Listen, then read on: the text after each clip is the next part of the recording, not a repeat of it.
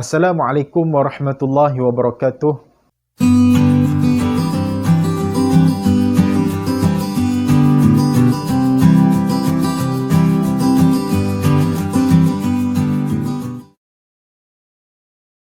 Alhamdulillahirabbil alamin wassalatu wassalamu ala sayyidil mursalin wa ala alihi wa sahbihi ajma'in. Amma ba'd. Alhamdulillah, bertemu sekali lagi dalam channel saya Hakimi Al-Mansuri. Jutaan terima kasih saya ucapkan kepada sahabat-sahabat yang telah menonton, komen, like, share dan subscribe channel ini. Kepada sahabat-sahabat yang baru kenal, baru jumpa channel ini, selamat datang saya ucapkan. Dan jangan lupa subscribe dan tekan butang loceng untuk mendapatkan video terbaru dari saya insya-Allah. Terima kasih. Untuk video kali ini saya nak berkongsi berkenaan 4 orang sahabat Rasulullah SAW yang paling akhir hidup di atas muka bumi ini. Nombor 4. Sahabat ini bernama Sayyiduna Abdullah bin Abi Aufa. Beliau merupakan seorang sahabat yang pernah menyertai Bai'atul Ridwan pada tahun ke-6 Hijriah. Peristiwa ini Allah Ta'ala sebut dalam Quran. A'udzubillahi minasyaitanirrajim. Laqad radiyallahu 'anil mu'minin idh yubayi'unaka tahta syajarah fa'alima ma fi qulubihim fa'anzala as-sakinata 'alaihim wa athabahum fathan qariba. Demi sesungguhnya Allah Subhanahu wa taala telah redha terhadap orang-orang mukmin, iaitu para sahabat Nabi sallallahu alaihi wasallam, ketika mereka memberikan janji setia kepadamu, iaitu kepada Nabi sallallahu alaihi wasallam di bawah pokok.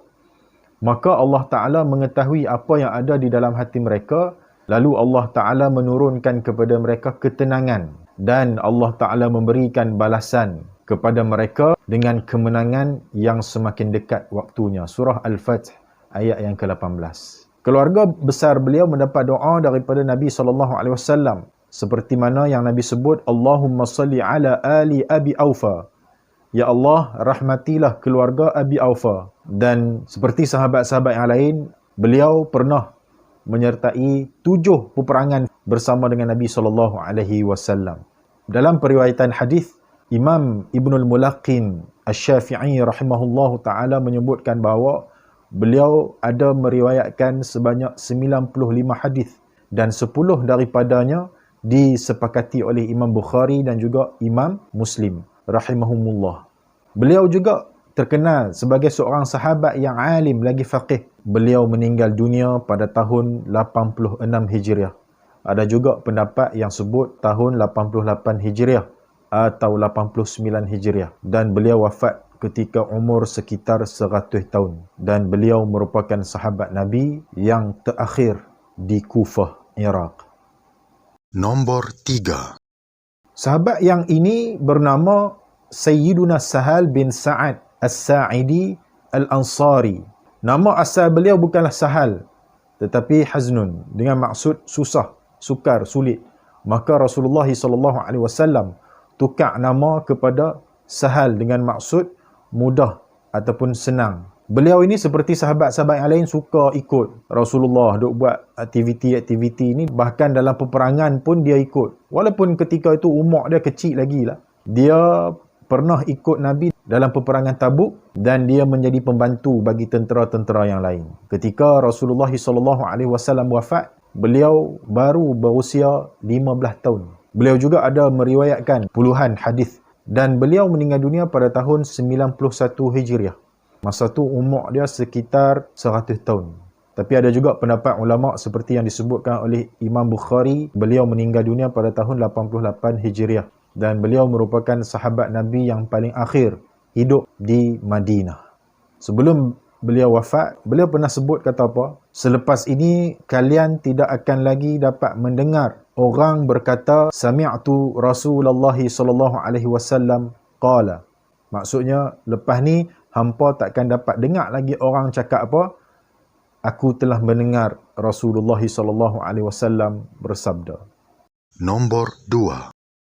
Sahabat ini saya rasa saya tak perlu nak kenalkan lagi sebab saya rasa semua orang kenal, iaitu Sayyiduna Anas bin Malik Al-Ansari. Sayyidina Anas bin Malik ini ketika Rasulullah SAW baru sampai Madinah dalam peristiwa hijrah, beliau baru berusia 10 tahun. Ibu beliau iaitu Ummu Sulaim hantar kepada Nabi, suruh Anas khidmat kepada Nabi SAW.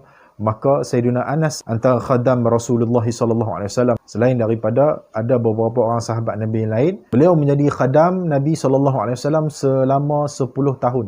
Ketika Rasulullah SAW wafat, beliau berusia 20 tahun. Dari segi tarbiyah sudah tentulah Anas antara sahabat yang mendapat didikan Rasulullah SAW secara terus daripada Nabi, selain daripada sahabat-sahabat yang lain.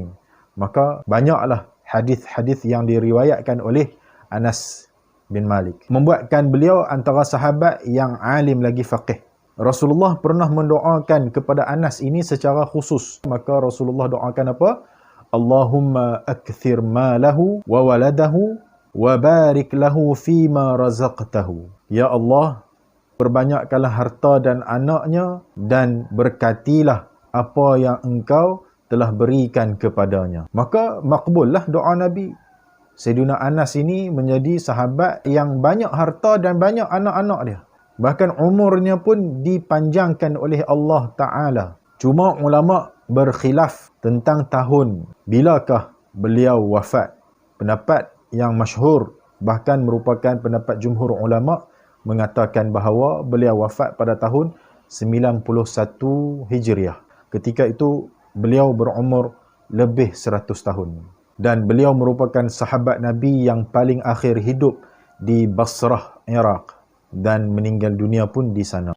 Nombor 1. Dan sahabat Nabi yang terakhir ini, dan juga merupakan sahabat yang paling akhir hidup di atas muka bumi ini, dan juga orang yang paling akhir melihat Nabi di atas muka bumi ini, iaitu Sayyiduna Amir bin Wathilah Al-Kinani, dan kunyahnya ialah Abu Tufail.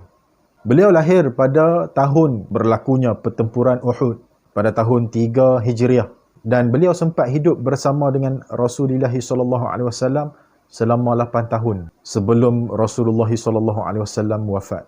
Selepas Nabi wafat, beliau mengikut Sayyidina Ali bin Abi Talib ke Kufah, Iraq, dan beliau dikenali seorang yang sangat-sangat mencintai Sayyidina Ali bin Abi Talib.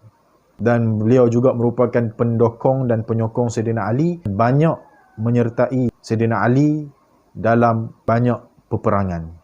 Beliau tidaklah banyak meriwayatkan hadis daripada Nabi SAW, tetapi beliau banyak meriwayatkan hadis daripada sahabat-sahabat besar yang lain, antaranya Sayyidina Abu Bakar, Sayyidina Umar, dan daripada Sayyidina Ali sendirilah.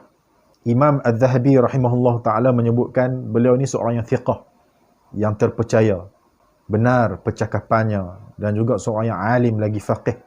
Dan beliau juga terkenal sebagai seorang penyair yang hebat. Beliau meninggal dunia pada tahun 110 Hijriah. Ada juga pendapat yang menyebutkan beliau meninggal pada tahun 100 Hijriah. Selepas kewafatan Sayyidina Ali, beliau mengambil keputusan untuk berpindah ke Mekah. Dan beliau menetap di Mekah. Dan beliau merupakan sahabat Nabi yang paling akhir hidup di atas muka bumi ini, dan beliau wafat di bumi Mekah.